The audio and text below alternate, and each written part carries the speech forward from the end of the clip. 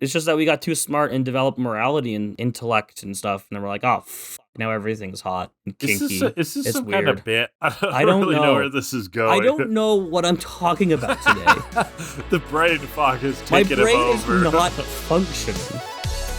Step right up, folks. Prepare to be amazed. What does mind control and art have to do with each other? A whole lot. You could have subliminal messaging to take over all of the Pokemon and all of Johto through some kind of freaky propaganda painting. That would be an idea for a future episode, but that's not what we're talking about today. Welcome back to Kill A Delibird, the Pokemon anime rewatch podcast where we're deep into Johto. We'll tell you in a little bit what the weird-ass episodes we're talking about today are all about. I'm Graham, the one who doesn't know a lot about Pokemon but is learning along the way, so I'm joined by Kellan and really special guest Kellan today. How's it going, Kellan? I'm great. My voice is fucked. We should have just pretended it was an entirely different person. We probably should have. Kellan actually died in his sleep last night, and this is his brother, Helen. Squeaky Joe is on the pod today. Squeaky Joe. Squeaky Joe. Woo. I cannot do high pitches. Joe. Like, I usually do like a woo, but like high pitched because it's fun. I cannot do that. Listen. Woo. Squeaky Joe can't squeak. That's me literally trying. Woo. Oh, that was kind of there. It's an ironic nickname, Squeaky Joe. Yeah. Yeah, this is not going to be good for my voice, definitely. Like, we should not be recording, but it's funny, so send it. And you gotta sacrifice your body for comedy. You do. What they always say. You do. The sacrifices we make for the love of art, as we'll see later, too. We all sacrificed a little something today. Me, my voice. Graham, his dignity, just by a little bit, every week. Yeah, every time I come on here, I'm gonna say something uncouth about Delia's legs. Or, I don't know, Geodude masturbating. Yeah, and then I'll think to myself in editing, should I cut that out? And I'm like, fuck it, it's his joke. He can deal with it. You don't actually censor me, really. Not really. No, yeah. Not a lot. Except for that one time. Except for that one time when you were drawing. No, I'm just not going to. No. That didn't happen. It's when you rant about Lord of the Rings for 5 minutes, and I'm like, okay, I think I can cut some of this. Yeah, it's actually not problematic. It's just boring. Boring. Well, what episodes are we talking about today? They're fillery, but they're weird. Well, so they're kind of fillery. Fun. One of them's not because something big happens, but the other one's fillery and strange, but kind of fun. Today we're looking at 198 Control Freak and 199 The Art of Pokémon. Yeah, I guess one of them does have a canon event. Yeah. I don't know. Canon event. It's still filled out of nowhere. That's your alert for canon event, people. Canon event. I'll clip that good. and I'll put it on the stream deck. Ooh, nice. Canon event. Yeah, I mean, you sound like you're in Doom or something. Oh, yeah. This is probably a good, voiceover voice. I could probably do something weird with this. I think we could do, a 16-bit era arcade game, Run and Gun, Contra or something. Oh, yeah. You're just power up! Power up! Power up! Yeah, exactly. Power up! It's tough. It's hard. So what's going on? Well, Kellan, you weren't that thrilled by it, but I feel like I got to talk more about this Pokemon card game Pocket Edition because I did download it. I feel like other people are playing it. Oh yeah, you opening your packs, you little addict? I played one game and I was like, this is boring. Let me go back to the regular one. Pretty simple. Where I'm drawing 8 energy a turn and discarding it all to do 400 damage. It's fucking great. Yeah, I would say this is a very different game. Yeah, it's very simple. It's very simple. It's very strange. I don't think it's weird though. I think it's funny that you're finding it weird. That just means how deep you are in the card hole. Because it's like a very simple game to learn. It's very simplified. Yeah. And it is good for those quick little battles. However, I don't know. We'll see how the meta goes. I made a dark deck because so many people online were playing psychic. But now I'm starting to lose. I feel like people are adapting. But the main event is over. I got to the top rank in that. I've got over 200 unique cards. Oh my and I goodness. haven't spent a dime. I just log in every morning and there you go. Oh, we should get you to do a TCG Pocket stream. See how well you do, and I can yell at you for everything you're doing wrong. You don't even know the game, Kellan. I literally do because it's simplified regular TCG, which is a different game. That's how that works. You simplify chess, and it's not chess anymore. You get checkers, am I right? That's not chess. It's not even true. I don't know. I think it's baby's first TCG, so I think it's pretty much the same. It's like Monopoly versus Monopoly Junior. If you know regular Monopoly, you're gonna understand Monopoly Junior. Oh, you'll understand it, absolutely. Yeah. But I understand it. And then the more particular things about like what's the meta at, you know, what kind of decks are you making? Like there is some more intricate stuff, but all that aside, at the moment, not really. At the moment, it's pretty straightforward. There's a couple decks I feel like are dominating. Lots of people like playing Mewtwo's. That's why I did just like a simple dark deck that is just like, I don't know. It counters that Mewtwo play pretty well. I actually, Kellan, I've got some really good cards, and I don't use them. My main deck that I win with is Arbok, Weezings, and a Wigglytuff. That is what is giving me wins. Like I tried with like Moltres Arcanine, nah. I tried with Zapdos Pikachu, nah. This is what's winning. I got a ton of cards in the other app that's like all the cards that I'm seeing being used that I play against, and I'm just like, nah, screw that. Yeah. Give me 3 Gimme Ghoul, 3 Golden Go, and 20 energy. And I'll run the house, and it's great. I don't know what that means, but I think I'm vibing with what you're saying. You know the coin Pokemon that looks like the cheese string guy? No. Yes, you do. I've definitely shown you that one. What is it? He looks like the fucking cheese string guy. He's Golden Go. He's Pokemon 1000. I'm fine. I'm looking for it. Oh yeah. Yeah. He surfs on his I don't remember this guy at all. He looks dumb as hell. What the hell is this guy? He's so fun. He's made of coins. He surfs on a coin surfboard. He's sweet. He does look like cheese string mascot. He does. But I use him. He's my only Pokemon in the deck, and I just got like a lot of energy because its main attack is discard as many energy as you want from your hand, and it does 50 damage for every energy you discard. So I just load up on energy with items and supporters, and I can dunk on like a 350 HP Pokemon just by throwing away 7 energies. That's hilarious. It's like this awesome. One specific little gimmick you've got all the way in on. That's funny. Gimmick decks are the only fun way to play. It's so fun. Fuck the meta. Gimmicks are where it's at. Oh my god. And you were talking like you're some grandmaster. Dude, it's doing well. It's doing very well. That's cool. I need to tweak and perfect it a little bit because sometimes I don't get enough Pokemon out and I die immediately. But when I get going, I get fucking going. Oh, so it's high risk, high reward. It's high risk, high reward. If I can figure out how to more reliably get my Pokemon out, then I'm fucking good. I like that. Just creaming with this string cheese guy. It's awesome. You know what other game I've been thinking about a lot lately though? What? You know the Game of Life? Do you mean like the old board game? You mean like the board game? That wasn't like poetic? Yeah, okay. No, yeah, sure. No. Life's the board game, yeah. Life's the board game. Because it's a classic. Everyone likes the Game of Life. And my niece has gotten really into it lately. And every time I go down, she wants to play the Game of Life with me. And I'm like, hell yeah. I love Life. I loved it as a kid. I'm playing it. And it's a good time. I still really enjoy it. My main complaint is that it's too short and it's too luck-based. So I've been thinking lately, I really, really, really want to make a really long, very complicated version of Life where it's just like constantly kicking you in the dick while you're down. Oh, like more realistic. More realistic. Everything sucks. Everything's on fire. The world is shit. But like the aesthetics stay the same. Like it's bright and colorful and cheery. But I just have this that old school look. I have this visual image where it's bright and colorful and it's cheery, and you land on a space and you draw like a life event card, and it's just like, you've developed a crippling heroin addiction. Yeah. Like, fuck, I gotta deal with this now. Here's your cancer diagnosis. Yeah, exactly. You should have like a global warming, like it's like a thermometer that rises every turn.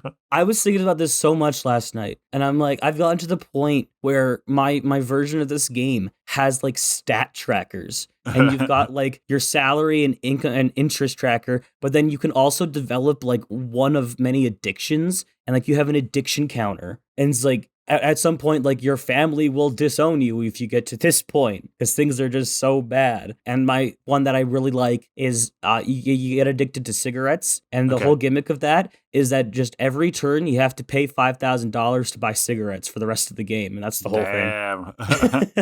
So you're really into it's like addictions based. I want to make this gritty and dark as fuck, but it's still like you still got the things you can still like win the lottery and stuff, but it's just constantly kicking you while you're down. Yeah, you should have some like really dark side twists that can be thrown at you here. Absolutely. Where you like accidentally hit like a prostitute you, like, with your kill car. People. Yeah, and you panic and like hide her body. And then for the rest of the game, there's like a detective on your case. And you only have so many turns before you get figured out. One of the best gimmick I thought of last night was, you know how you draw careers and stuff? Everyone has their own job with their own gimmicks. Yeah. I want to make one of the jobs it's by a mile the most lucrative career in the game, where you're like a drug lord and you're just making the most money hand over foot. There's no taxes involved because obviously, but the gimmick is if you ever spin a 1, you get caught up in a territory war and you fucking die. Or and you're out of the game or something. No, you're just out of the game. You just get killed. That's so a you'll win. Idea. You'll win if you get to the end, probably, but the chances of you getting to the end without spinning a 1 are pretty low. So nice. Anyway, that's what I've been thinking of. I want to make gritty life. Life sucks. That's what it's called. That's what it's called. That's the name. Life sucks is the name. Anyway, that's what I've been thinking about. So, Kellan. Yeah, let's get to the bit. We're dragging on. And the longer we go, the worse it is for my voice, probably. Control freak in the Art of Pokemon. So, in the Art of Pokemon, we have a lot of art, Kellan. Mm-hmm. And we meet this, what's his name? Jack Pollockson. Yeah, I think that's an original name. I don't think it's ripping off everything. Very original. So I was wondering, what other famous artists are in the Pokemon universe? Great question. I did some research, and I have the top 10 famous painters in the Pokemon universe. Are you ready? I'm so ready. Okay, number 10, Claude Monfernet. You're going to have to give me the regular names, too. Oh, Claude Monet. Okay. I thought Monet, but I've only ever heard Monet referred to as Monet, so. That's true. Yeah. Okay. So, lovely impressionist paintings, but, it's a fire monkey who makes these lovely impressionist paintings. They really move you, showing the world that Monfernos are more than just fiery. And they paint them with their own feces, right? Because he's a monkey. Because he's a monkey, haha. Yeah, a lot of browns. One day, some reds showed up, and then the next day, the monkey was nowhere to be found. He's gone. So, yeah. Unfortunate. Number 9, Pikachu. I know that one.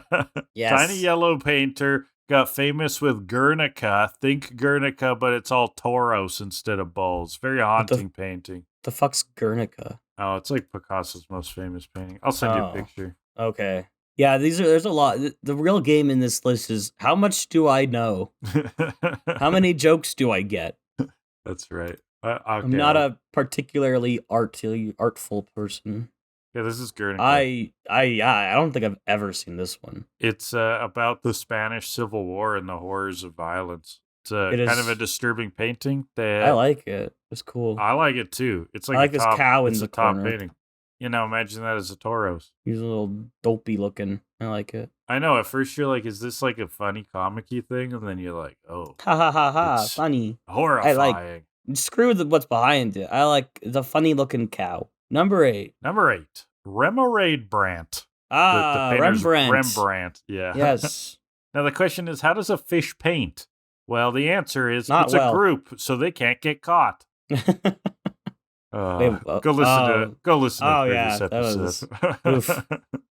Number 7, Andy Wartortall. I know that one. It's just like a water gun in like 9 different Technicolors.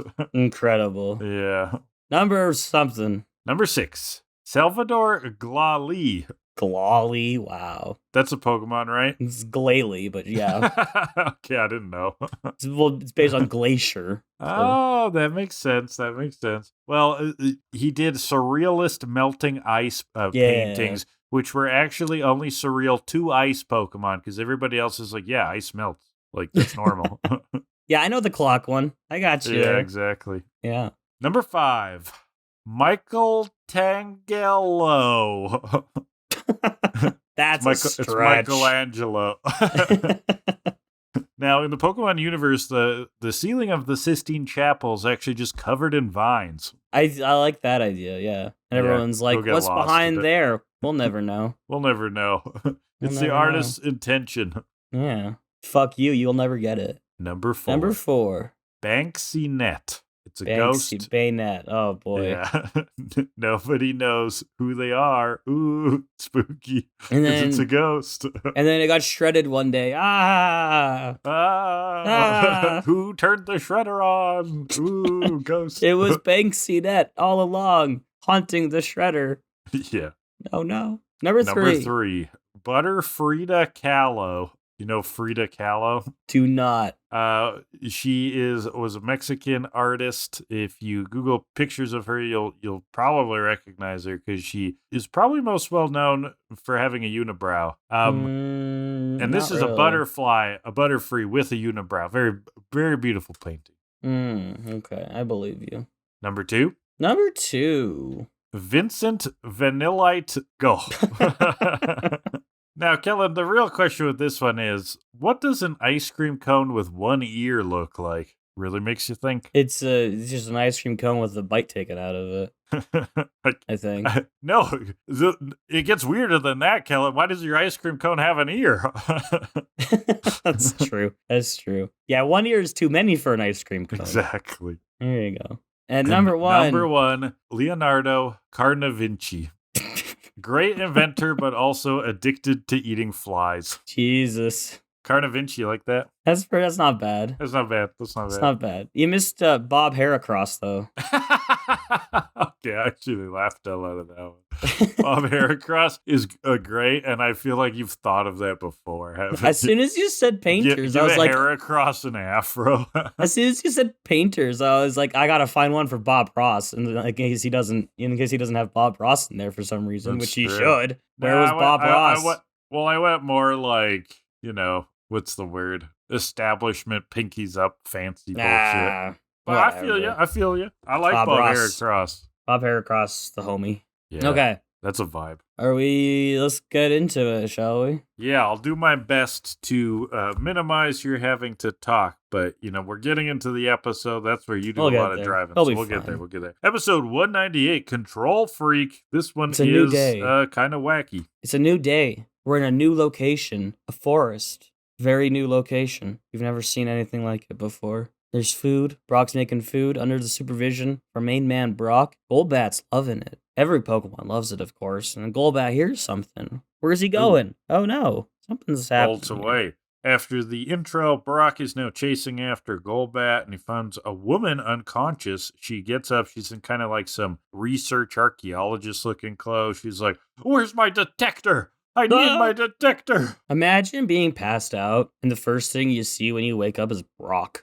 Oh, yeah, that's a call to the police. Yeah, that's rough. Don't like that one. But it's destroyed. It's over there. Brock's looking at it. It's messed up, man. Apparently, it's a supersonic detector. So it's searching for the 7 Chaos Emeralds. We're gonna find supersonic. Supersonic detector. Kellan. Supersonic racing, running to the point of no return. Hey, we played Sonic R when you visited last. Man, that game's horrible.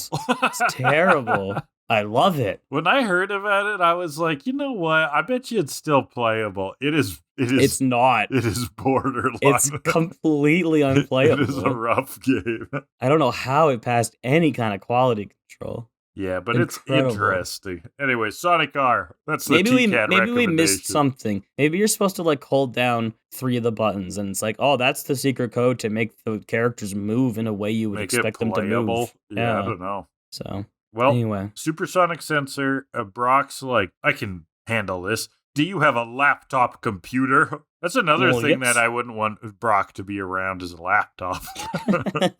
Gross. He thinks he can solve it. So we're inside, and he's just poking at the detector with a screwdriver, thinking he's doing something. She's like, I got no money to buy equipment. I can't buy anything else. This is Tiara, and she's looking for a secret temple in some ruins. Yeah, and at first I thought they were pronouncing Tiara kind of funny. I'm like, her name is like a tiara, but no, it's Tiara, Tierra, almost like Terra, like ground. I don't know. Mm-hmm. Oh, maybe because she's an archaeologist. Yeah, I think Yeah, I don't know. Something like that. Terraform. Terraform. But I'm just so happy about it because like it's like a time jump, and we don't get the whole "Hi, I'm Tierra. Hi, I'm Brock. Hi, I'm Ash. Hi, I'm Misty, and this is Togepi and Pikachu." Yeah, there's other ways to introduce the character of the week. Bulbapedia points that out as an error. They're like, they refer to each other by name when they haven't actually met each other. And it's like, no, Bulbapedia, this is a time jump. We've jumped in Bulbapedia forward. Getting way too used to that, like, spelling it out. Intro. Like, we've jumped forward in time. We are in a building now. In the walk over, that's when they introduced themselves. We don't have to see it. Yeah, don't tell. Every little thing. Yeah. Yeah, there you go. Writing, Kellan. Writing. It's the Scorsese meme. Writing. So Tierra's looking for some ruins. Okay, she's got this tablet, and it has told her this tale, and we get some like flashbacks that fill us in. Thousands of years ago, this queen controlled Pokemon with a mask and a staff.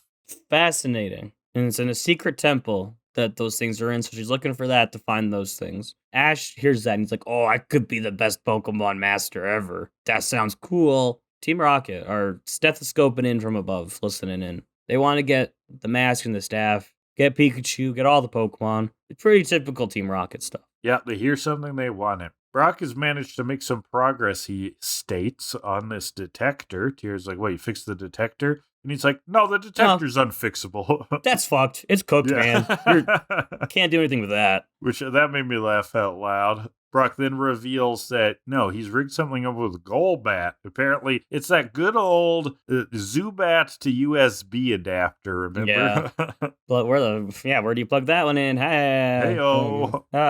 No, he also had to download the driver, don't forget. He had to go online and find the Golbat driver, download it, and then his whole thing. He spent like 30 minutes on it, and he was like, oh, it's a driver thing. Fuck, I'm sorry. It's always a driver. Ash and Misty behind him are like, did you try rebooting? He's like, I rebooted twice already. Just do it one more time. He does it, it works. He's like, that makes no fucking sense. It makes no sense. None of it ever makes any sense. Ugh. Anyway, so he got a thing going on the laptop to hook up to Golbat. And we even get a reference to when he did that with Anna in her mansion, in her clinic. It's incredible. Yeah, that was when the Zubat to USB adapter came into our lives. Now available at Best Buys everywhere. Yeah. And so Golbat pings, and it finds a large underground space where possibly that's where the temple is. Now, perhaps I'm too internet pilled, but I saw this fucking underground map, and with like a small section going up where it would look like an air hole, and I just thought, oh my god, it's Saddam Hussein's resting or hiding place. Okay, I don't remember that meme. Wait, wasn't it a weird one? Wasn't it the other one? Oh my god! No, it's isn't it Osama bin Laden? No, it's It's Saddam Hussein. It is Hussein. Yeah, it's I'm sending you a source image. I'll put it up in the thing for everybody. This is a source, and so every time there's like a small thing, a small place you could put a person or something, people are like they just like throw the red body of Saddam Hussein in there, and they're like, oh my god, it's his hiding place. I don't know why it's funny, but it kind of is. That's so random. It's so weird. You know what? That kind of fits what we're seeing here, though. Yeah, this is the first thing I thought of for some reason. I don't. Yeah, you are my brain chronically online some days. Cooked. I'm cooked, man. I'm cooked, man. Yeah. Well, you know who's not cooked is Team Rocket, because they have some fancy new digging equipment. They have this, like, what is it? It's what did they say? The Dugtrio Digatron. Ooh, beautiful. And it's a big drill with a giant Dugtrio on the top, and I love it. Yeah, giant. So it's a giant drill mecha with, like, a Dugtrio is, like, part of the robot. Very cool. Awesome. Brock, on the other hand, is going to use Geodude to dig down. Mm-hmm. And then we've got Brock and the gang following Geodude as it's digging. And what's this? The earth is a quaking and a shaking, and now they're stuck behind some boulders. They are pinging with Golbat still, and it looks like they're near the room. Interesting. And Saddam Hussein is just beyond those walls.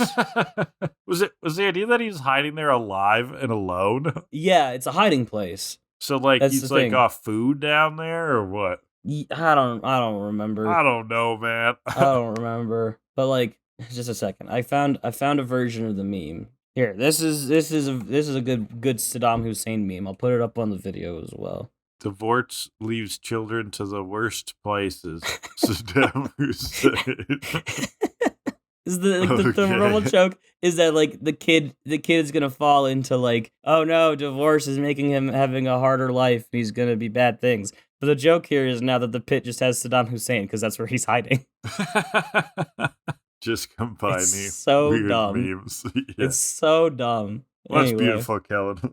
Thank you I for know. teaching me about Thank the you. Saddam Hussein meme. You'll have to bear with my mental fog as I find stupid, unrelated memes. I'm like, this is funny because I'm just out of it. Anyway, the gang's been blocked in, and one of them drops the banger detective line. Those boulders are blocking the tunnel we just dug. That's great. It's a good So one. good. So yeah, they're near the room. We got to get there. Then we'll figure out how to get up. Let's deal with getting there first. Let's get deeper into this cave before we figure out how to get out of this cave. Team Rocket, they're digging through real fast. They fall into a temple. And they're looking around. They're like, well, where's that mask and staff? Oh, look at that giant statue. It's got a mask and a staff in its hand. Beautiful. Incredible. What a coincidence. Meowth grabs them and is wondering how to use it. And this is when Jessie goes off. She's like, regal beauty for me.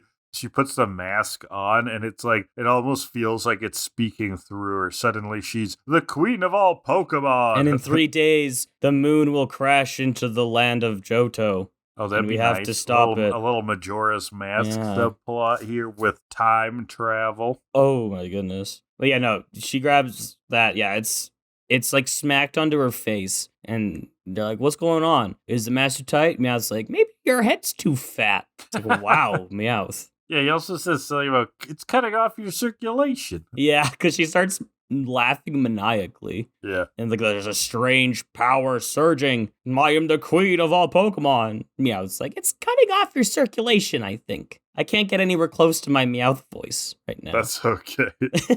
She goes, kneel before me. And James is like, with my bad knees? Oh, you're all James, though. My James works. It's nice and deep enough. Yeah. See, but she commands Victory Bell to come out of the Pokeball. Makes Victory Bell attack James. I mean, I was like, that proves nothing. Victory Bell does that all the time. That was a great Pokemon for them to start the test with, just because it's like, well, that doesn't show it teaches It's true. It's like, so good. I put it in my mouth. It's like, Meowth says what we're all thinking. Victory Bell always does that. Meowth says it like it is. That's why we like him. That's why I like him. That's why I like him. He's just saying... He's just saying what we're all thinking, you know? He's just saying what the media won't say out loud, you know? He's chill. It's like you could have a beer with him, you know? Yeah, he's just a chill guy. Yeah. But so in order to prove this, Jessie commands Meowth to dance, and he does a little dance, and it's great. Hail Jessie. And then they hail Jessie, yeah. Wonderful. Well, the twerps have finally caught up. They break in, and Tierra recognizes the staff. And then we get a full motto, a full altered motto. Prepare for the worst trouble you've ever seen. With the staff and the mask, Jessie's the queen. I'll rule the world with power and might. She'll capture Pokemon without a fight. A queen whose subjects must kneel down before me. Yeah, but I'll just kneel on one knee. Jessie, her royal highness. James, her lowly... Hey, wait a second. Queen Jessie, ruling all with power and might. You'd better surrender, or she'll go on like this all night. That's and good. Meowth, yeah, why fight? Not bad. It's pretty solid. Like the Jessie kind of like commandeering the chat is pretty nice. Yeah. Tiara pulls our classic Indiana Jones. They belong in a museum. They belong to Jessie. Ash tells us that Team Rocket doesn't care about history or archaeology. Can't reason with them. And so Pikachu jumps in, goes to bolt them. And Jessie is like, Pikachu, I rule you. And starts to control him. That was cool. I liked that. It was a fun little twist on the I choose you. She makes him bolt Ash. And Ash is like, Pikachu would never do that just because you say so. And then we get a great evil Pikachu face. Ooh, haunting. It was amazing. Bolt There was that episode way back where a bunch of Pokemon were mind controlled. Remember? Yeah, the drowsy one. The drowsy one. And you loved that some one. Evil faces there. Yeah. The animation was very cool on that one. Yeah. So Pikachu heads over to Team Rocket like a zombie. He's got like the arms out and everything. Great. They got to figure out how to get back up. There's no reverse on the drill, so we got to flip it around. And Jessie's pissed off about that. She'll have Meowth's head. Yeah. And he tries dancing again. He's like, will dancing make it better? But okay. So Brock's going to attack. He's bringing out Golbat. He's bringing out Geodude. He's bringing out Onix. And, I mean, Jesse's just going to control him. What the fuck is he thinking? Wow. But what's interesting here is Golbat breaks free right away and attacks after Jessie. This is where Tiara's reasoning that, the staff must use supersonic waves to control. And since Golbat uses supersonic waves, he's like overriding the supersonic waves. They say supersonic waves a lot in this episode. They sure do. But yeah, Golbat just cancels them out or something. So cool, I guess. Cool, I guess, is what everybody said at home. But the others are getting taken over. And again, oh my god, I love it when they do this because it lets us riff so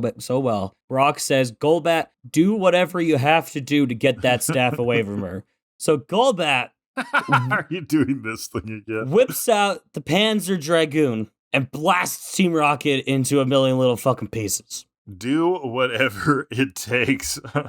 So Golbat finds some incriminating evidence that Golbat then releases They Not Like Us, a song accusing Jessie and James of being pedophiles, and it reaches Spotify top 10.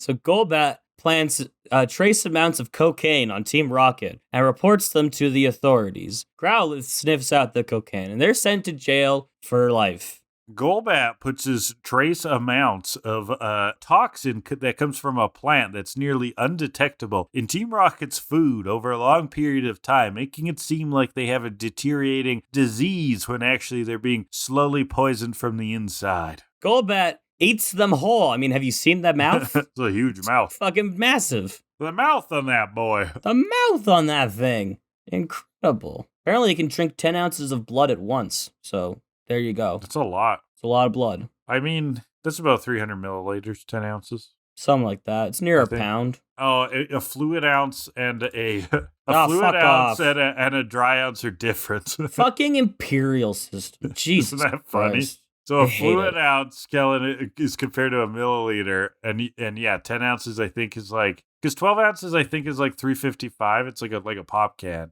Oh boy, milliliters, but a pound is 454 grams. Why? Which is how many ounces is it? I don't know, but too anyways. Many. Well, a pound is 16 ounces. I know that. Okay, so that's 454 grams, dry grams. Jesus Christ. Isn't that crazy? Why did we ever decide that we need to use this system for anything? The king decreed. And then there was tea, and they broke away. Yeah, but the king decreed metric, didn't he? Like later. Yeah, and then the Americans were like, fuck you, we're going to measure shit in football fields. No. But they would have used some spin-off of Imperial like a long time ago, right? Eventually England converts to metric, but it would have been later too. And English measuring systems are fucked too. So yeah, they didn't cover that in Hamilton, so I wouldn't know.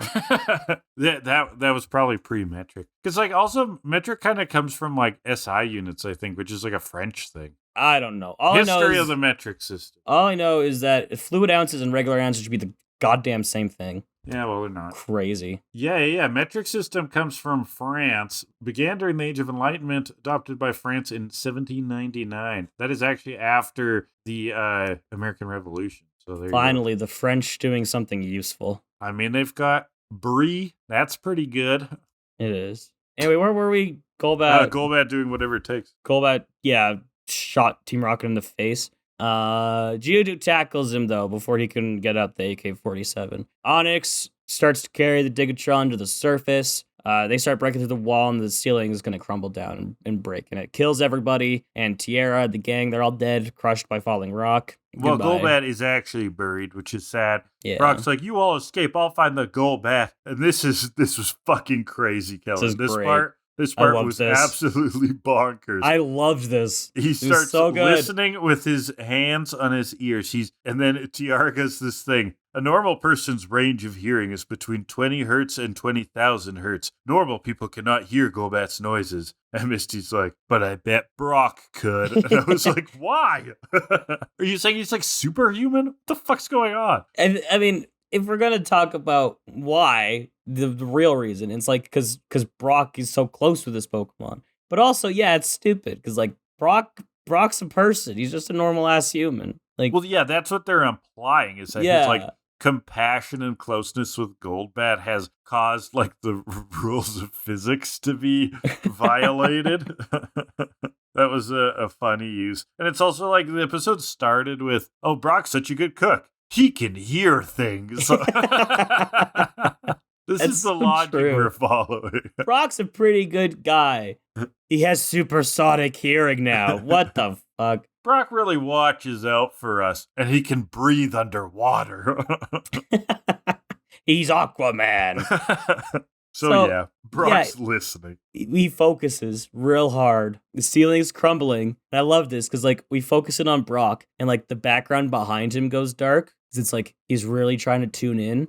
And there's more crumbling, and he's focusing, and then we see Golbat under the rocks, and Brock's like, I know where he is! And he goes and finds him, and we found Golbat. It's incredible. Yeah, runs out of there. What's bothering me is that they tell us what the normal range of human hearing is. I cannot find what hertz level supersonic is supposed to be anywhere. Like, what are these waves supposed to be at that a human can't hear it? Also, I want to call it bullshit because I feel like Supersonic has hurt the gang before. Like, they've heard it and they're like, oh god, I hate that. Well, okay, this is kind of funny. Like, you know what supersonic, like, is a phrase, right? Yeah. So, that by definition is supposed to be something that's, like, has more frequency than, like, observed sound.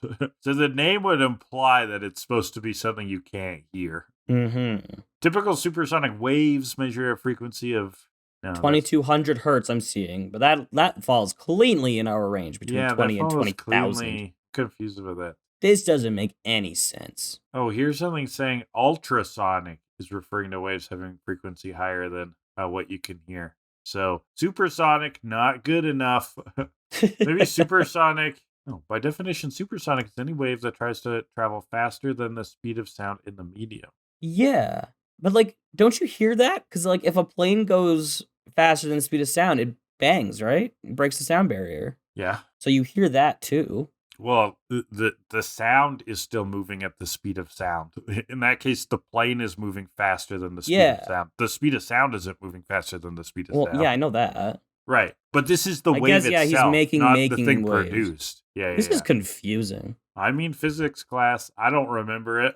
It's been a while. I'm willing to say that the show is just making up shit. I mean, Brock can hear Kellan. He can hear the Golbat. I guess so. Yeah, none of the others were trying hard enough. Let's go back to the show making up shit. So now Team Rocket has Pikachu, right? And they're outside. And the idea is they want Pikachu to hit the twerps with a Thunderbolt when they come out of the dug hole. And, Jessie just wants revenge. Now, this is interesting because Pikachu suddenly attacks at Jessie. He, like, snaps out. But then when he runs back at them, suddenly he gets controlled again. And this, like, repeats. There's kind of like a loop going on. Yeah, it's a back and forth. It's a Three Stooges thing. I don't remember. I don't know what I'm looking for. But yeah, like he bolts them. It's a repeated gag. Yeah. Where he keeps snapping out and then falling back in. Yeah, he bolts them and then they walk back across this like string of stone. And then he goes back to being controlled and just like, okay, let's try this again. Let's go back over here and you're going to wait for them. And Pikachu crosses the line again. And he bolts Jessie. And they go back across. Like, okay, one more time.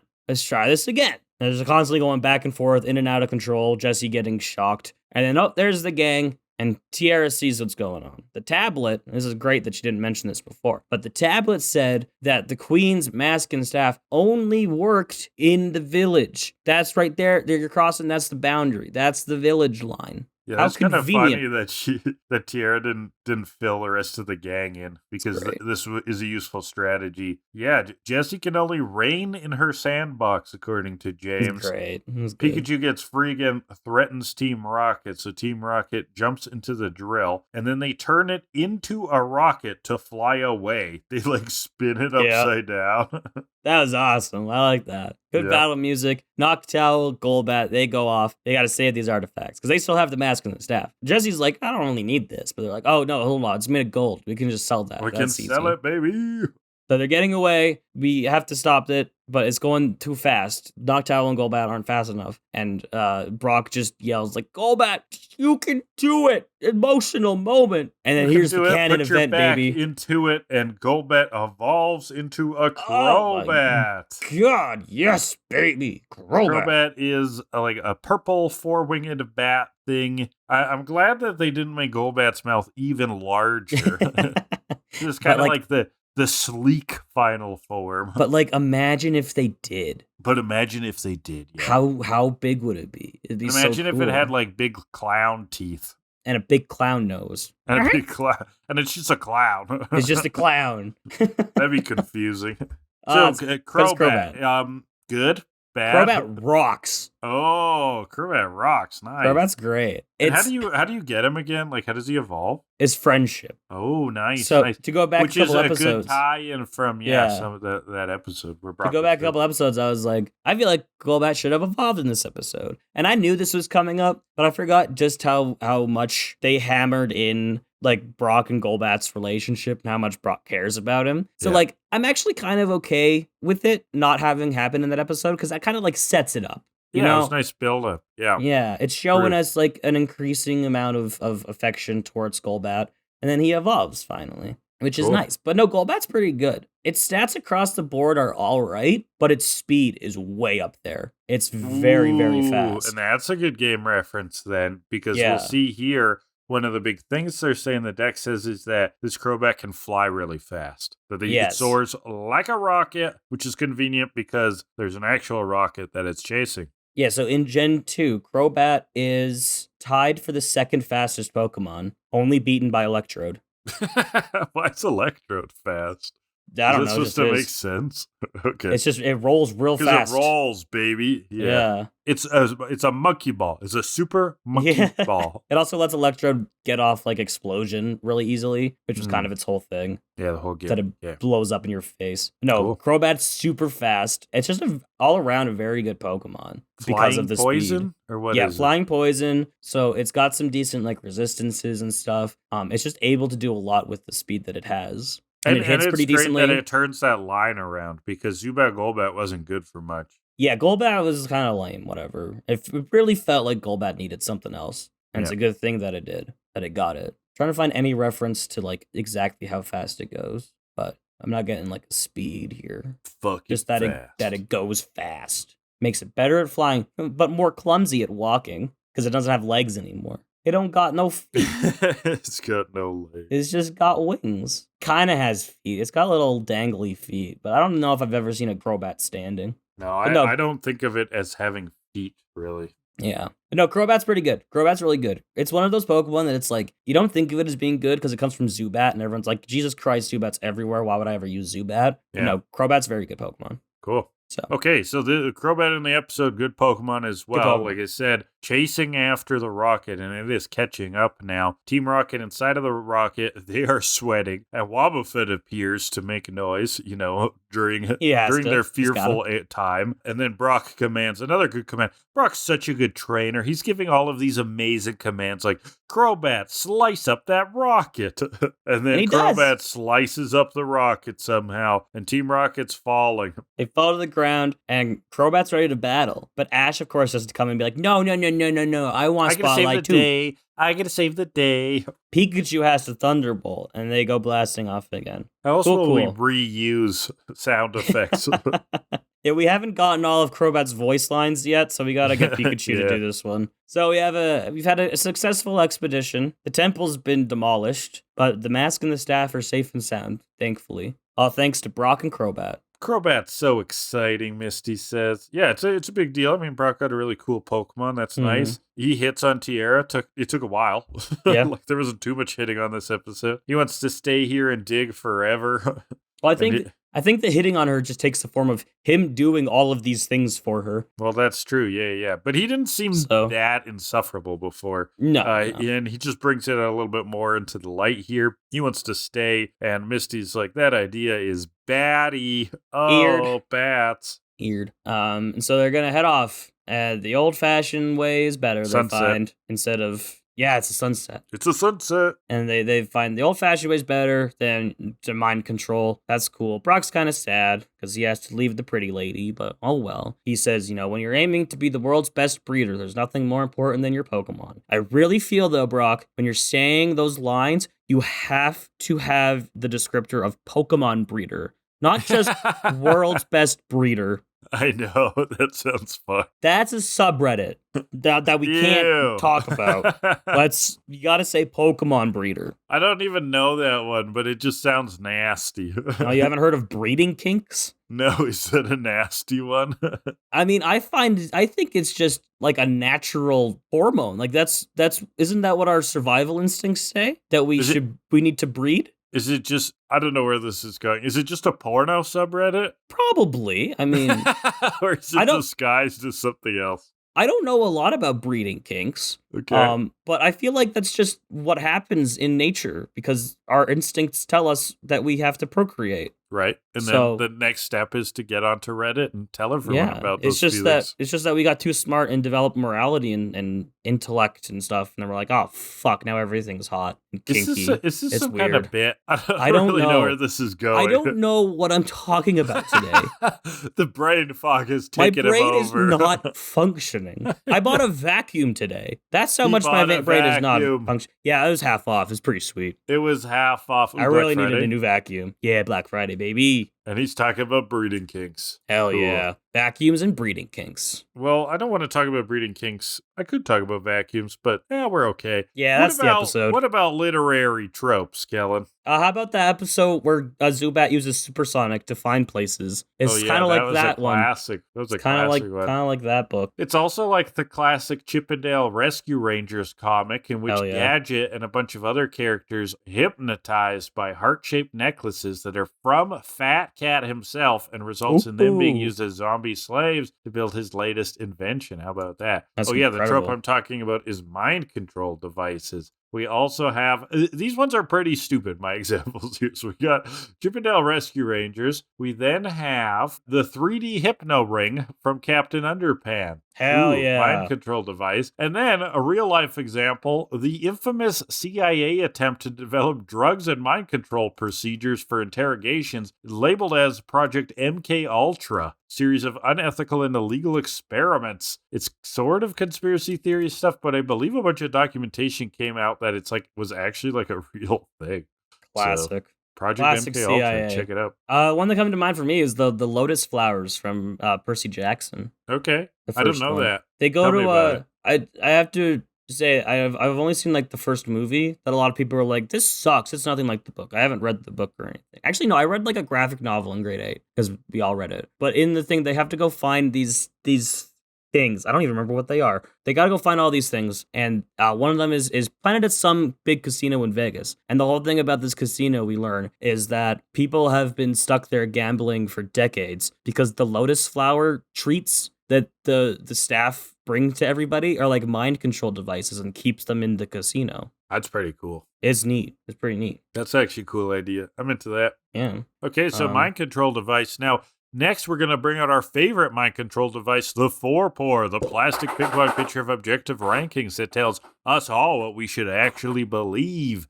This is where we rank the episode based on categories pulled at random from a pitcher of ping pong balls. We're going to pull 2 categories. Kellan, what is our first category? Our first category will be the flavor of the featured Pokemon if it were to be cooked. The Crobat? Probably not good. Is that the featured Pokemon, Crobat? There's no other featured Pokemon. I've never eaten bat. Not interested. I guess it would taste kind of like mouse. Haven't eaten mouse. Also not interested. I feel like we don't eat bat anymore after the... Oh, don't go there. I know what you're thinking. Yeah, I can't get the words out, so... That old Chinese bat flu. That's what it came from. About? It was some guy undercooked a bat and then caused a pandemic. It's crazy. I'm just saying people jump on that in a funny way. But, yeah. No, a bat made of poison, so I feel like you can't eat that either. I mean, maybe you'll get a pandemic going. Yeah. Crobat is the cause of COVID-24. COVID-24. It's real. Not again, please no. Yeah, no, I don't really want to eat this thing. Yeah. I mean, it's not the worst. Like, it's not like a muck, but like, You know what I think? You know what I I'm think? going low. You know the blue parts of the wings that are like the wing? Oh, are they like a delicacy? The parts of the wing that are the wing, yeah. I think he like I think those are like super thin. He like shaved those off, and they're used as like a tortilla wrap or like the sushi roll. You know, I think that could be good. I feel like there's no poison in there. I feel like it maybe could they're have some texture. up. Okay, so Yeah, the wings could be deep used fry for it, something. Yeah. Okay. Yeah. Okay, bat That wings. said, Yay. it's still low as fuck. I'm gonna go 2.5. Yeah, I'm actually around that. After your explanation, around the same 2 point. I'll go 2.7. 0.7? Yeah, because I feel like it may only be slightly edible, so let alone the flavor. Yeah, I don't want to eat this thing. It's cool. The second category will be, this is kind of apt, the repetition. Because this is like the episode where Zubat evolved. Okay. Zubat uses its supersonic to help us find things. Supersonic usage, right? Then it evolved. Yeah. Now that one, that isn't one of the other mind control episodes, though, right? So that's another thing of repetition. This is probably our third Pokemon mind control episode. That one wasn't a mind control episode. No, but this is probably our third mind control episode, right? Because there's the drowsy one with the hypno one with the kids. The drowsy one. You're right. No, the hypno one with the kids, and then the drowsy one where he's like hooked up and like controlling a bunch of Pokemon, and then this one.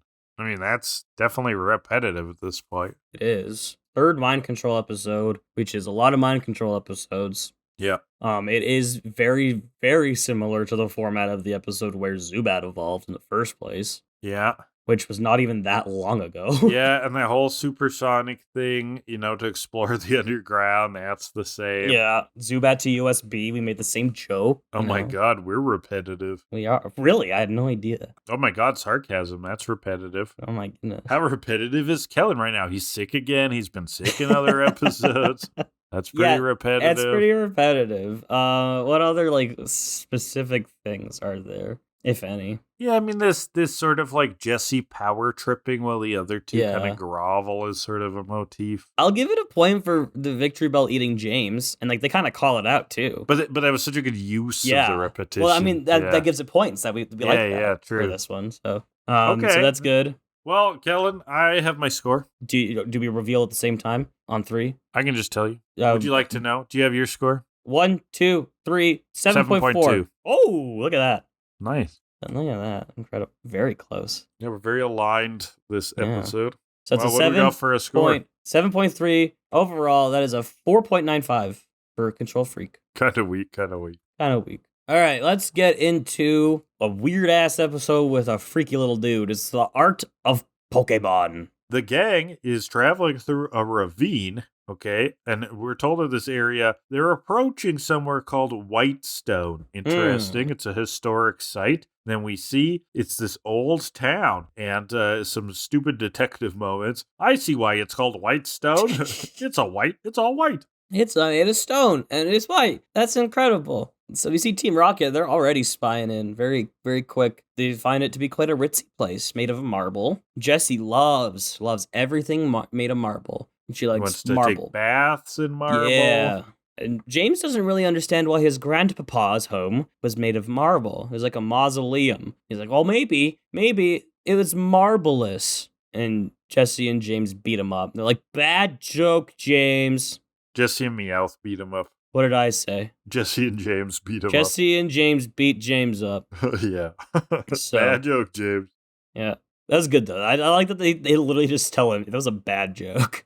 Well, and also it's like they're fantasizing about marble, like about like affluence, and James is like, I hated being rich. And they're like, shut up. So in the town, Brock's reading the guidebook. Apparently it's not actually marble. It just looks like it. One day, the townspeople, way back when, decided, fuck it, we're going to paint it all white. And then everyone else just kept doing that. Yeah, so it's just tradition to make this place that looks like Gondor. Or today. I don't know why. But, there's some little graffiti artists mucking up a building. It's crazy. What Woman screams. We see these monkeys painting on the wall, and we get the decks, okay? These are Smeargles. Ah, Smeargle! And we learn quickly, this was quite the phrase, colorful fluid oozes from their tails. What is this? What is this thing, Kellan? Smeargle is a weird little fucker. Right, so he's a sock monkey? He's like a beagle and a painter. Huh. He's like a dog, He's like a dog? Okay. Yeah. But doesn't he kind of look like one of those sock monkeys? Kind of does. He kind of does. I can't lie. Yeah. Yeah. And he's got this long tail. Okay, and their tails ooze They a paint. fluid that is paint. Now, does each Smeargle have one unique color of fluid, or can the fluid change? That's something in this episode that is not faithful to the games, but I am willing to let it pass because it should be faithful to the games. All Smeargle normally in-game have green tails.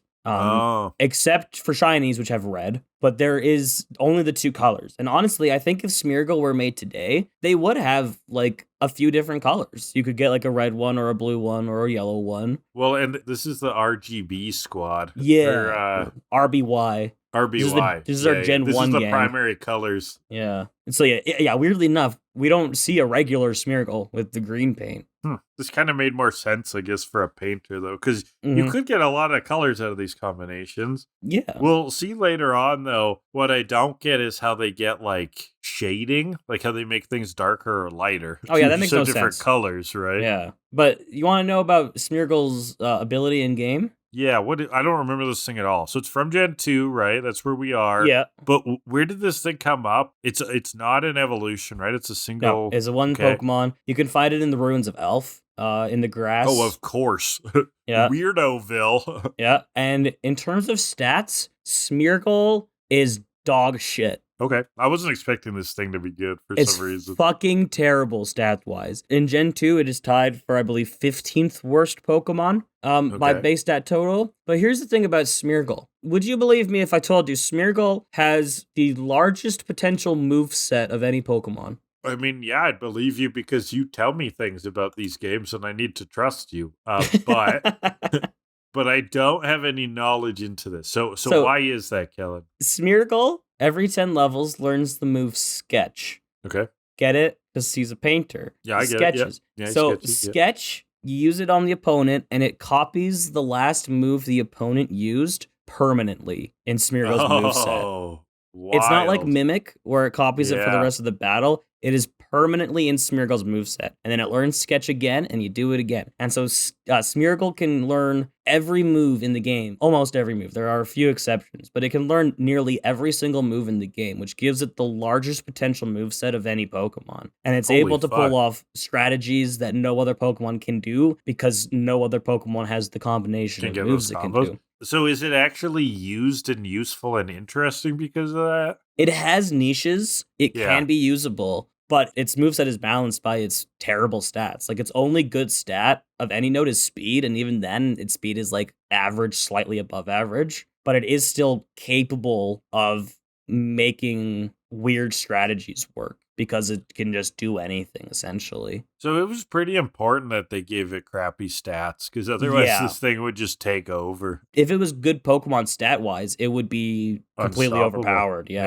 But the thing is that it's like, its stats are so bad that it's really hard to use it in any form. Right. So, well, no, that's interesting. This is a bizarre Pokemon, yeah. Yeah, Smeargle is like, I think, the start of what I would call gimmick Pokemon. Like, there was Ditto in the first one, but its gimmick was like, oh, it can just be another Pokemon. But this is one where... Yeah, Ditto's the original gimmick Pokemon, though. But this Smeargle is really gimmicky. Smeargle is built around its gimmick. Like, it does this thing. This is the one thing it does. And by that, I mean, it can do anything. But it's... that's its whole thing. Wobbuffet, too. Oh yeah, Wobbuffet too. Right? Yeah.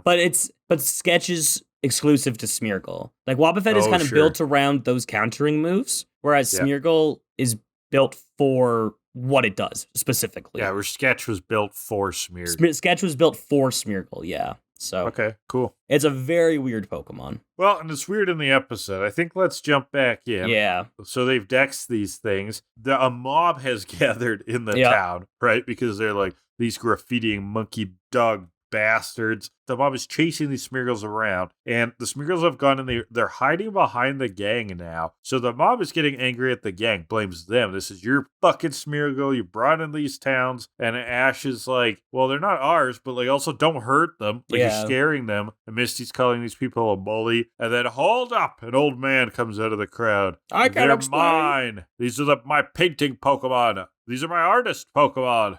Who is to say what is and isn't art? Beauty is in the eye of the beholder. Yeah, and these Smeargle have just been like scribbling on walls this whole time. Like that's Yeah, it what looks their like art a was. 3-year-old scribble lines. This is what the 3-year-olds draw on the walls before mom and dad are like, wait, guys, where'd you get the marker from? Put that away. It very much did look like that kind of scribbling. Yeah. But the guy, he takes responsibility for this, and he pulls out a checkbook, and he's like, here's a check. Fill in however much you need to fix the walls.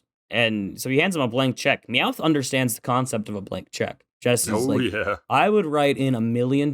And then James, I love this from James.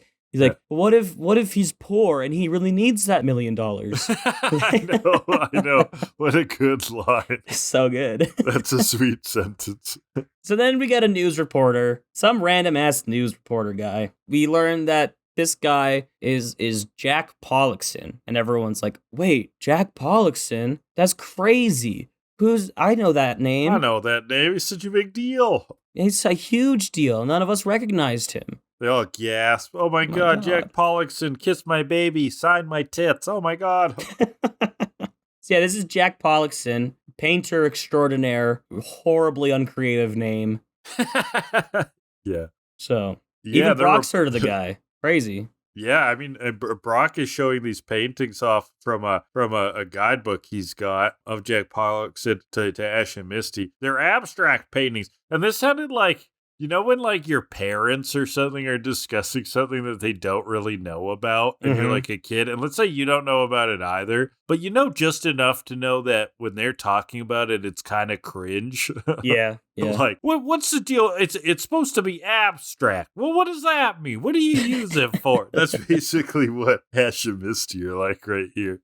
Yeah, I agree with them. I don't like abstract You're like art. the boomers? I'm like the boomers. I like a Bob Ross. I like a Bob Heracross. That's good. You like a good landscape. I like a nice little landscape. I don't like this abstract stuff and just like throwing shit on a canvas. Well, you also like talking about stuff you don't know about in a way that you don't know about it. Hey man, I learned a lot about experimental film in film school. I still fucking hate it. So that's fair. There you go. That is fair. That's a little bit different. Knowing about something and hating it is different from not knowing about it and then being like, what's the deal with this rock music? Yeah. Whatever happened to just a good old blues song, you know?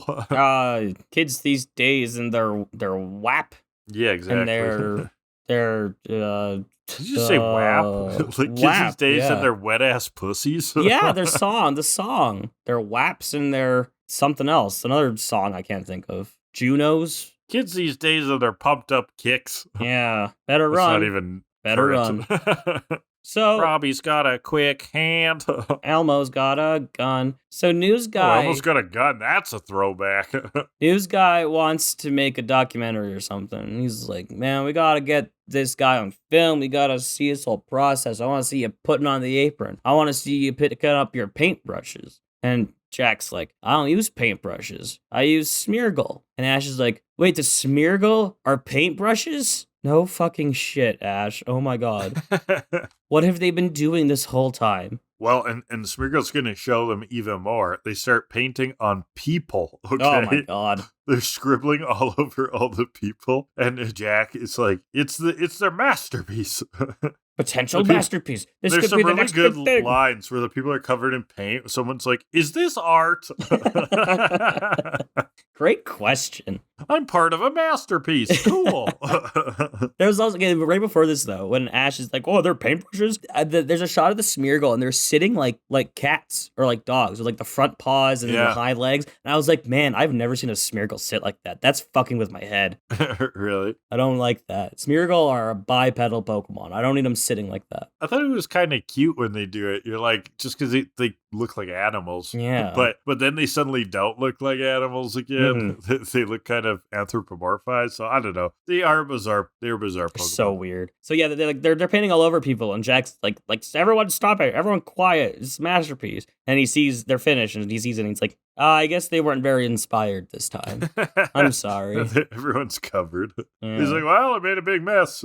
Well, sucks to be you guys, I guess. I'm gonna go bathe in my millions of dollars. Well, this millionaire is kind of depressed, though, because he's like, I just want to see one more masterpiece. He doesn't think they're going to pump another one out. It's been a long time since they painted something to quality. So he's just saying, my Smeargle ain't shit anymore. Yeah, well, he thinks they've lost it. And this idea that they paint as a team, like he kind of like instructs them or something, and then they pull it off. I don't know. I took it to mean that the Smeargle just do the painting. He just lets them fucking go. Well, we'll see later. I think there's actually like a training component there. Possibly.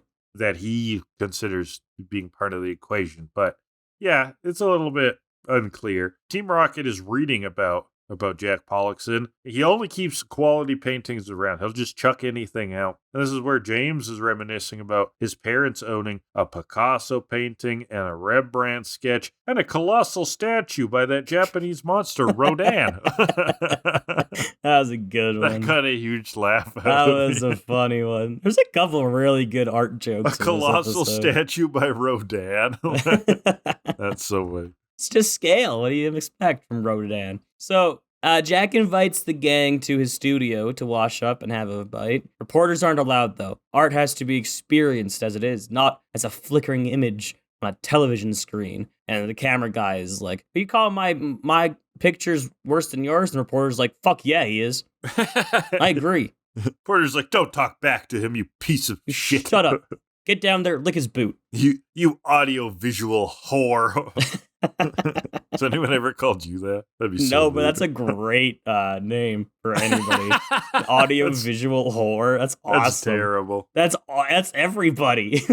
Yeah, right. So we go to Pollockson's studio, which I had to note is a white building. So they're in this city, and nobody knew that this famous fucking painter lived up the road. I was confused about that too, because for all intents and purposes, this seemed like he was traveling through, right? Yeah. He appears, they don't know what the Smeargles are, they don't know about him, and then he just lives up the road. Oh my god. Fuck? Oh, it's the worst. Maybe he's one of those like hermited artists, and he spends all day in the house, and everyone's like, "What's that building up there?" You think there would still be rumors? Like he pays taxes to their municipality. He probably has come to like a fall supper or something. I don't know. Fall supper. Yes, he pops into the church basement. He's like, "Hey, I ordered the turkey dinner. Can I just get that and go and just duck out real fast?" I called ahead. I'm just gonna. Yeah. I'm the one with extra cranberries. Yeah. No onions in the stuffing. I'm dead. I'm allergic. Oh, you couldn't get the onion. Okay, that's fine. I don't need the stuffing. That's all right. It's fine. I don't need the stuffing. I'm really here for the cranberries. Thank you. I got some stovetop at home. I'll throw that on. I'll just make the stovetop. Yeah, that's fine. So they go into the studio, the gang's cleaned up, and they see all these paintings, and Ash is like, "Whoa, who painted all these pictures?" Ash, oh my god, you're killing me. You're not paying attention at all. Killing me. Ash is like, you know what he is sometimes? He's like a baby without object permanence. Yeah. And he's almost like simulating a child who is not paying attention to the episode. So if they're like playing while they watch it, and then they like clue into one scene, they can still follow. Yeah. I like to think whenever Ash isn't talking, he's just in his head being like, Pokemon battles. Pikachu used Thunderbolt. Then what do we do? Bulbasaur comes out. Oh, it's going to be so cool. What, you talking to me? It's Who just made like these paintings? It's like the Pokemon theme song playing on repeat. Yeah. No, it's that across the land.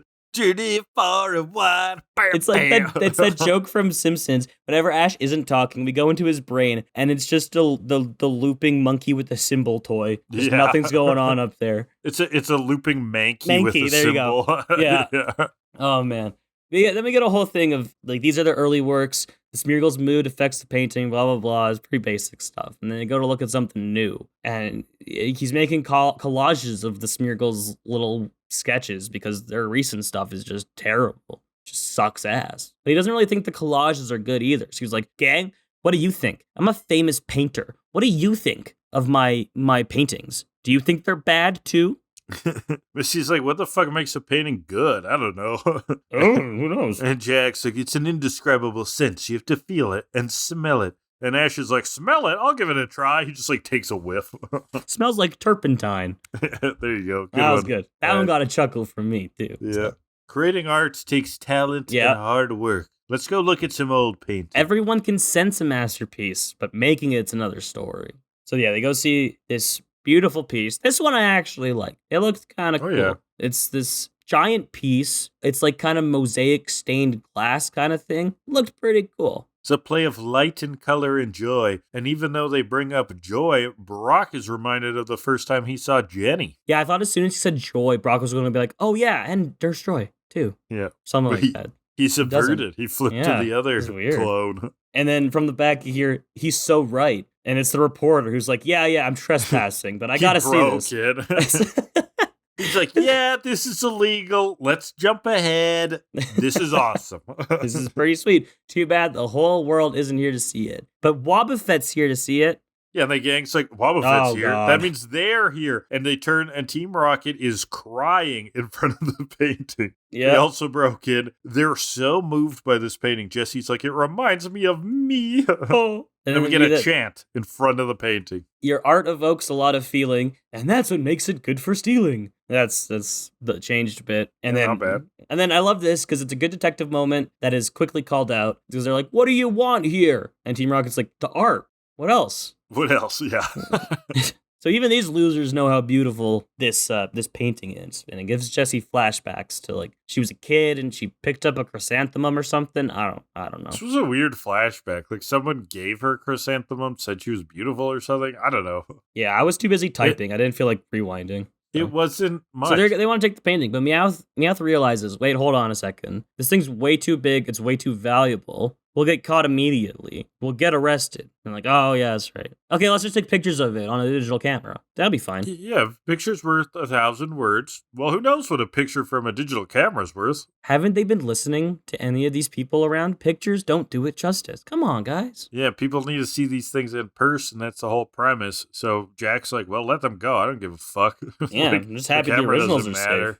Yeah. So at nighttime, Team Rocket's out by their balloon, and they are making prints. They have Where this did they get this copy machine? They just ran by Staples on their way out of town. Oh, you wouldn't believe the Staples in Whitestone. It's actually not bad. It's all white, but it's not bad. It's all white, but it's pretty good. They got some good deals. Pretty good. There's a liquidation sale going on, actually. So many fine point pens. Yeah. So they're making the copies. Jessie's just really frustrated because you can't sell cheap copies of artwork. And James is like, I don't see why, Jessie. If it worked for Andy Warhol, why can't it work for me? He's just Andy Warhol just catching strays in a Pokemon episode. That's pretty funny. Just so out of nowhere. Like, no kid is going to get that. I know. They just take a jab at him. So I know you. I mean, I can't wait for next week where they just hate on Yoko Ono. Oh my god, that's great. Meowth is screaming, and they're like, "Hey, turn off that Yoko Ono song." They say copies of art are worthless. Only the original artworks matter. To which James responds, "Maybe we need toner." Which I think we need the Smeargle. I think you need toner in that kind of printer, right? I don't really know what toner does, but toner, I think, is another word for printer ink, basically. Is it? It's like maybe like a version of it that's like at scale. All I know is that if you're trying to print a black and white and your printer doesn't have any cyan in it, it screams at you. Give me cyan! Black and white! I want cyan! Well, there's a definition here that it's like a substance used to develop an image on a piece of paper. So I think it's like a different kind of ink or something. A type of, yeah. It's not like regular or something. I don't know. That's right. Yeah, it's some kind of ink. But yeah, they're gonna try to get the Smeargle. That's the new plan. So we go back, hear from Jack, his backstory. He wanted to journey like Ash, but the Smeargle has really kind of enchanted him. You know, each stroke is unique in some shit. And then from there, he wanted to be an artist. And now the Smeargle suck, and they can't really do anything. And Jack's eyes are going. He can't make out the subtle differences in the colors. He needs some cataract surgery. And I was like, how do you not make out the subtle color difference? They're blue, red, and yellow. It is one color each. Well, the blends, Kellan, you see when the Smeargles intertwine their tails, it creates very nuances. Yeah, I didn't really know what this was all about, but weird. He does have this whole monologue about seeing thousands of colors. We'll look it up if we get sweet sentences, because it was a little bit interesting. But at the same time, you know what, Kellan? It was interesting in a way that didn't interest me that much. It's interesting if we need it to be interesting. But for the time being, neither of us felt like writing it down. Yeah. So maybe his art days are drawing to a close, he thinks. It's gone so fast. He remembers 50 years ago. The sun rose and it painted the town in 1,000 colors, and he can only see those colors in his memory. And then we look at the Smeargle for a good 5 seconds, and nothing happens. And then they get netted. Ooh. Uh-oh. They've got him. Team Rocket's got him. Dragging him off. You'll see them at a museum. Oh. This is an artistic success. But the yellow Smeargle starts dripping some paint. He's pissing on the ground to give him a trail. It's like there's this big expose that Smeargle paint actually just urine. Just piss. Yeah. So they're flying off. Smeargle is dropping paint. They're following it. Yeah, one of them drops out all we have to do is follow it after they realize the paint's a trail. That was another good dumb detective moment. This is some good detective moments in this episode. Oh, yeah. Fantastic. All we have to do is follow it. I'm like, Ash is just explaining to the children how cause and effect work. And so back on Team Rocket's little plot of land where they had the copier. The copier's gone. They must have just thrown that in the ocean. No good anymore. They've got the Smeargle, and they're trying to scare him into painting. We love art. You're gonna do great art. And then Meowth whips out the razor claws. He's like, you're gonna fucking paint for us. You're gonna do you're gonna make some smiley faces. You're gonna draw some goddamn clouds. Make some fucking happy little trees. I got Tony Cut-Ya-Dick's number from last episode, and we're pulling him in if we need to. And he's gonna cut your tail, because that's your dick too, because you're pissing out of it, right? Right, that's like a tail dick. So it's like a tail dick. So I said to the guy, it's just like a tail dick. Yeah, I showed him your picture. Tony Cut-Ya-Dick said, I can't cut a tail if it's not a dick. And I told him, oh, you piss out of it too. And he's like, oh, that's a tail dick then. I can cut that. I'm Tony Cut-Ya-Dick. I'll cut that dick. If it's got a urethra, I can do it. Urethra? More like my urethra. I'm gonna cut you. Oh, yeah, that was good. I have lived all my years, all of my cumulative knowledge, every meal I've ate, every night I have slept has led me to the moment where I can hear Kellan say, urethra, my urethra. Oh, that's art, baby. Oh, my voice is going to be fucked tomorrow. Yeah. Oh, I'm so screwed. I have to work Saturday. Well, we'll shove you full of hulls or something. Yeah. I don't know. So Meowth scares him into painting, and then the gang comes up. And they're like, are you going to let Smeargle be free? Jim's like, I'm not in favor of that kind of artistic freedom. That was also good one. I like that one. Yeah, it was good. So Arbok go, Pikachu's out, and then, the sunrise. The colors. It's beautiful. Have they been up all night? Yeah. Why? I don't know. Following Team Rocket? I don't know. I feel like that's not that far. No, I'm not sure how all this time passed, actually. It's just a matter of a minute. Yeah, I feel like they stole Smeargle at 4 a.m. I was like, why were they up at 4 a.m. still? That doesn't make any sense. That's art, baby. Whatever. But what's even funnier is as the Smeargle see the sunrise, they just run. Jack calls them, and they just all run away.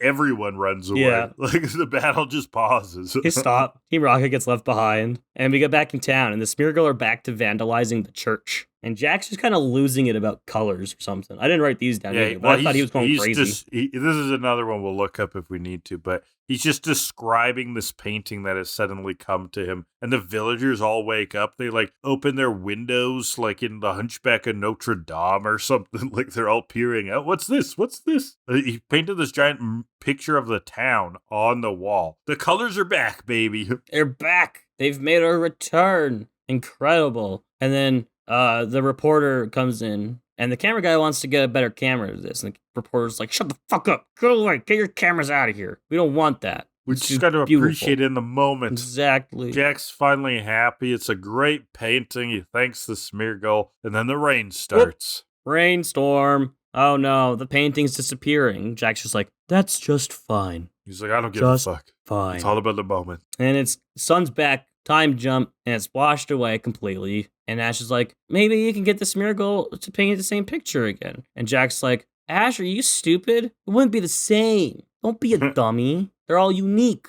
Every painting is unique. He thought he lost the ability, but he knows now that he can still be inspired. And maybe the next one will be even better from the Smeargle. It's incredible. Yeah, he's totally fine with it being in the moment. Yeah. So the gang's heading out, having experienced how humans and Pokemon can work together to make beautiful art, blah, blah, blah. Team Rocket's still around, though. This is far more interesting. Because Jessie has an idea. Because they still have all the uncompleted Smeargle paintings. When everyone left, Jessie picked them up and was like, there's these unfinished paintings. Maybe I can do something with them. I think that's going to lower the value, Jessie. You're not going to be able to do that. Like, imagine... Yeah, they might be more interesting unfinished. Imagine a half-finished Picasso painting that he threw out. That would be worth how much money? Yeah, worth a lot. That'd be cool. Oh, no, it's kind of like that. What was that painting that they tried to, like, someone tried to restore? Was it like the Passion of the Christ? Oh, yeah, that one. And then it became, like, just horrible. That was so good. That was very funny, yeah. I know exactly what you're talking about. I think it was like a Jesus painting, yeah. Yeah, I was thinking of that. Yeah. It's like, Jessie's going to take their painting and turn it into that. Yeah. Like, you got a half-finished Picasso. You just keep that how it is. You don't let the 5th grade art class go to town on it. Oh my God, right? You know?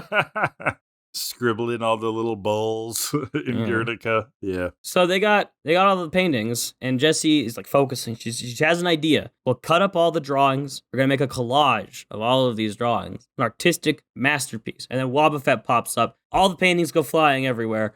Oh no! Back to the drawing board. Team Rocket go white too, like full white. That was very funny. Ooh. Back to the drawing board. And that's the episode. It's kind of a banger episode, honestly. I mean, it was pretty fun. It was pretty fun. It gave us some fun things to talk about, too. So the trope I was thinking of is a writer's block on tvtropes.com. And it is, yeah, you know it. It's that trope where an artist is blocked, where they are trying to do their craft and they can't find that inspiration. Now, the trope is specifically about writing because that's like the more common one, but I feel like this is similar. Artist's block is really what we're talking about here. There is character Joe in Little Women, the book, who always wears a cap when she writes in the attic. Her family has learned that if they ever see her not wearing it, it means that she's had a fit of despair from having writer's block, and no one who values their life should approach her, so she's wearing it once again. There's also an episode of Golden Girls where Blanche is trying to write romance novels based on her life experiences. Oh, Blanche. But she is getting writer's block. Dun, dun, dun. Incredible. Yeah, that's pretty easy. Easy trope. Easy trope. Yeah. Cool. All right. Not as common in books as I thought it would be, but pretty common in TV, obviously. Yeah. That's an easy trope for if they need an episode. Yeah. Well, there's probably a Full House episode of that. That's referenced on tvtropes.com, but I feel like there must be. There's definitely like one artist block where like Uncle Jesse like can't write a song, can't get the jingle. Yeah, I'm very confident there's one of those. Yeah, that sounds right. All right, let's rate this one and get out of here and let my voice rest. First category. Quickly. Oh, the whole game of Alan Wake is about writer's block. I forgot that. There you go, Alan Wake. Yeah. Yes, a game I have definitely played. Have you ever played any horror game? Oh no, you played the original Resident Evil and hated it. Yeah, I remember. It was mid. Wow. All right. Okay. First category. That blows my mind. Will be. Oh my! I feel like it's been forever since we pulled this one. It's furry bait. Ooh, the Smeargles. They are. Bow chicka wow wow. Somewhat. Oh, they're gonna paint me a painting. Somewhat. Paint me like one of your French girls, Smeargle. Oh, bow chicka wow wow. Okay, I'm gonna do something against my better judgment. No. I feel like we need some. It's the fog. What are you gonna do, Kellan? I think we need some statistics and proof when it comes to furry bait. I'm gonna see. I'm not gonna look at any of it because I don't want to know this. But I'm gonna look for how many results come up when you search Smeargle on Rule 34. On the website Rule 34, where they've got like category breakdowns, right? Yes. You're looking there. Okay. Yes. Smeargle hits how many times? Do I get it like it's just a number? I don't want to look at any of this. This is fucking weird. You could be scarred for life. I could be. Here we go. I don't have a definitive number, but there's 28 pages of it. Ooh, that's quite a bit. That's quite a bit. But we need a baseline. Yeah, I'm going to look up Gardevoir, because that's definitely... But that's known as furry bait. So that is one of the ones that they people want to fuck. 685 pages of Gardevoir. Ooh, so a lot lower than Gardevoir. Okay, yes. But what about just like, what's like a really basic bitch Pokemon? Now, I don't want to say Pikachu because that's got like logo inflation. Okay, I have What about numbers. like electrode or something? I have numbers. Okay, Gardevoir hits 28,754. Okay. Smeargle hits 1,161. Okay. But yeah, what Electrode, about something basic like Geodude, Electrode? Geodude hits only 69. Nice. Nice. Okay. So this is there. This is in the it's running. there. Not a knockout, but it's there, which is really creepy. God, Yeah. that is creepy. I think it's got to do with maybe like the suaveness of this Pokemon. Yeah. Like even if you look at its picture on Bulbapedia, it's kind of looking flirty. Incineroar has 5,100. So there's that. Okay, but that's a fuck boy. Yeah. I think Gardevoir's like the outlier. And Lopunny probably. Super high. Yeah, Lopunny is at 16 grand. Oof. So this is disturbing. 1,000. Yeah, that's not bad. That's not bad. For a furry bait score, that's pretty good, I think. Okay. I don't want to fuck a Smeargle, but and I'm also like, did you think Jack fucks the Smeargle? No, I'm not even gonna go there. I'm gonna move past that. Disturbing. I'm terrified. I'm gonna move past that. Well, you know what? I guess there's some furry bait here. You know what? Those people that are really into like body paint, they'd fucking love Smeargle. They love Smeargle. They fucking love it. I'm gonna go 6. I'll go 7.5. Ooh, that's high. Yeah, unfortunately. That's 6.75 for furry bait. Final category of the day will be the perceived smell of the episode. A lot of paint. Ooh, I mean, a lot of paint. Paint. I mean, I actually think there's some strong smells here. I think that we have the painter smells for sure. I think that Jack himself, has a known odor. The I think old that people Smeargle's smell. probably. Well, I think old artists smell. I think there's something familiar. I think there's something folksy about him, but yet still kind of heightened. I think that the town itself has a smell, though. I think that we're by the ocean, and Whitestone itself would be this like nice place, very fresh smelling, and then contrast that with the paint. I'm actually picturing some of vivid smells here. I'm going 8, Kellan. 8? Yeah, that's pretty good. Yeah, I've got like the paint. Like there's that artist studio smell. Like you know what that smell is, right? Yeah. You can feel it. You can like smell it when someone sure. says it. So that's very high up there. I like that smell, so that's good. Ocean smell is nice. Yeah, you're right. Ocean. And then there's all the paint fumes, which is just sick. So just getting us loaded. So I'm not at the 8. Again, this is something that we scale kind of differently. I'm gonna go. I think this is like a 7.1 type of smell. So overall, 7.55. Overall, 7.15 for the Art of Pokemon. Not bad, not bad. I mean, I like the episode overall. It was a fun episode, yeah. And Smeargle's just a weird little freak. Yeah, I mean, he's fun to watch. But that's it for this week. Thank God. That is it. Now, Kellan. Ooh. Let's tell the people it's a big one next week. It's episode 100. 100 episodes. And you've cooked up something a little bit out there. What are we doing? It's crazy. This is unlike anything you've ever seen before. It's Pokemon.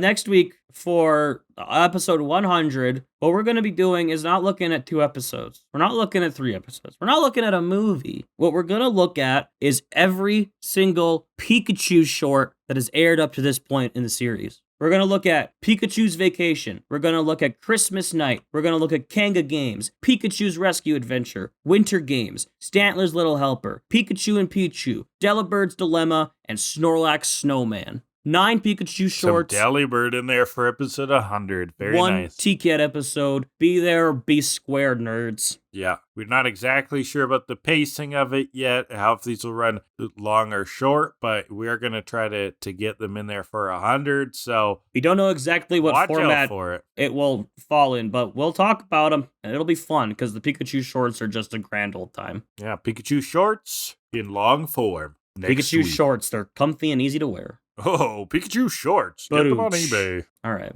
Take us out so I can not talk anymore today. Thanks, everyone, for listening, and thanks, Kellan, for being slightly alive and on a drip-fed IV during this whole episode. This has been Kill A Delibird. Engage with us if you're on YouTube. The channel is Hydra Leech. Check us out. Comment section. Engage with us. Blah, blah, blah. Like, subscribe. All of that fun shit. We're also available wherever fine podcasts are downloaded, audio format, Spotify, etc. Engage with us on those platforms. If you'd like to reach out to us, ask some questions, etc., to killadelibird@gmail.com is our email. You can also find us on Twitter and Blue Sky. Handles are to Kill A Delibird. Intro and outro music is 80 Synthwave by Alexi Action. We're on TikTok. Hydra Leeches. Kellan does a bunch of fun stuff on there. And then he also does some Twitch. Twitch.tv/Hydra Leech, who's playing a bit more Echoes of Wisdom this past week. So very fun. Hit him up there if you want to see some fun gameplay and commentary. And we get some fans of the show who will sometimes hang out in the chat. I'm a mod, no big deal. It's class. Yeah, and how many modding things do you know how to do? 0. Yeah, exactly. There you go. Modding title only. I don't even know what to do as a mod, but I like the power, Kellan. All right. It's about the power. Me too. All right, I vote that we end the episode without a joke so I can stop talking. Seconded? Confirmed. Good. No, what do you say? Approved. Atoned. Gavel. Approved. Dunk, dunk. Bye. Bits are for nerds.